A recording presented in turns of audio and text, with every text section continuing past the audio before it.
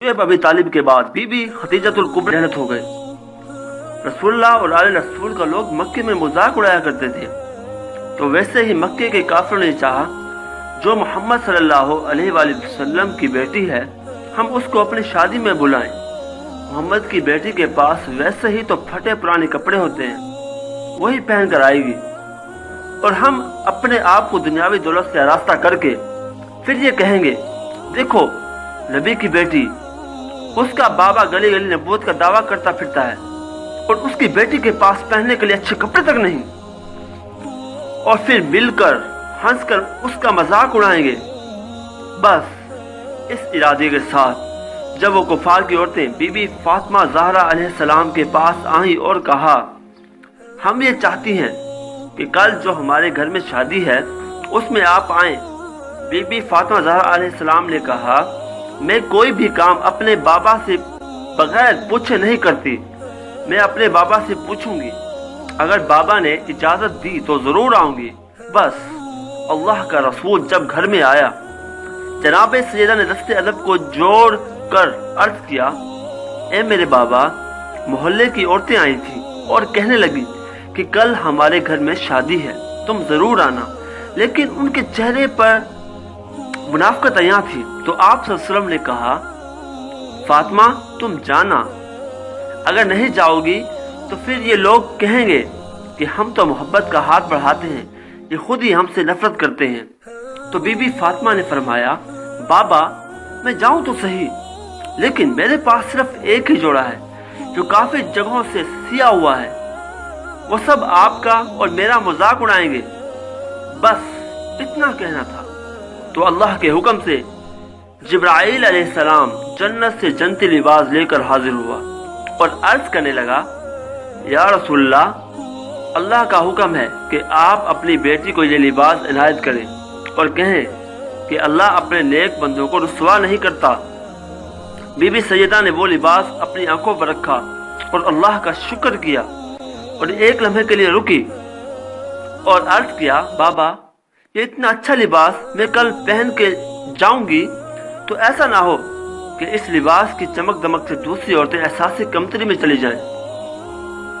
मैं ये लिबास पहनती हूँ, लेकिन उसके ऊपर जो लिबास मैं हमेशा पहनती हूँ वो पहन कर जाऊंगी। अगर उन्होंने अल्लाह और उसके रसूल का मजाक उड़ाया तो फिर मैं उन्हें जन्नती लिबास दिखाऊंगी। बस रात गुजरी, दूसरा दिन हुआ, वह सब औरतें इंतजार करने लगी कि नबी की बेटी आए और हम उसका मजाक उड़ाएं।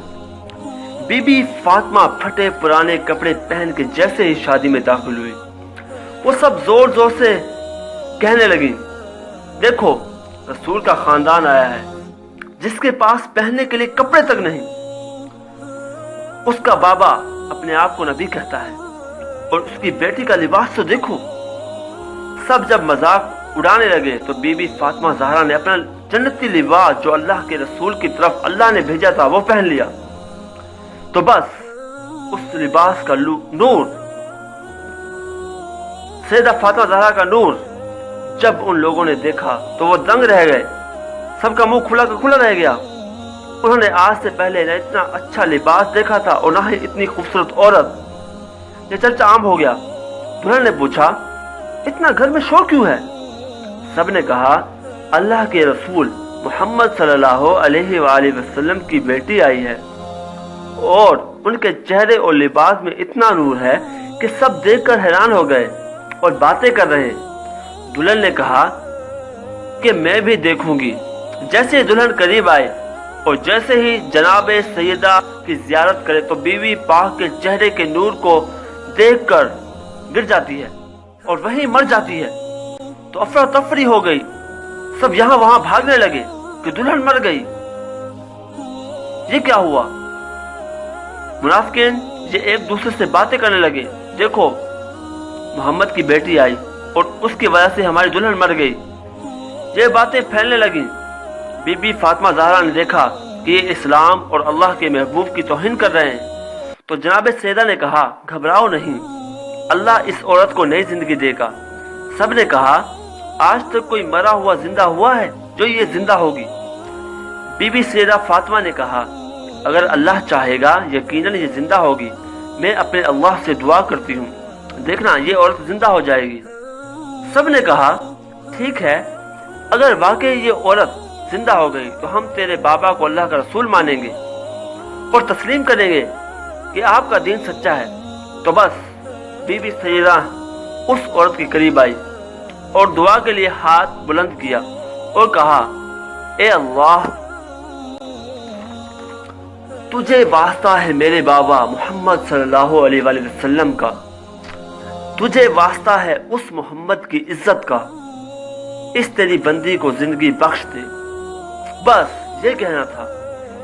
اتنی دیر میں وہ عورت آنکھیں کھولنے لگی اور قدموں پہ گر کے کہنے لگی، لا الہ الا اللہ محمد رسول اللہ۔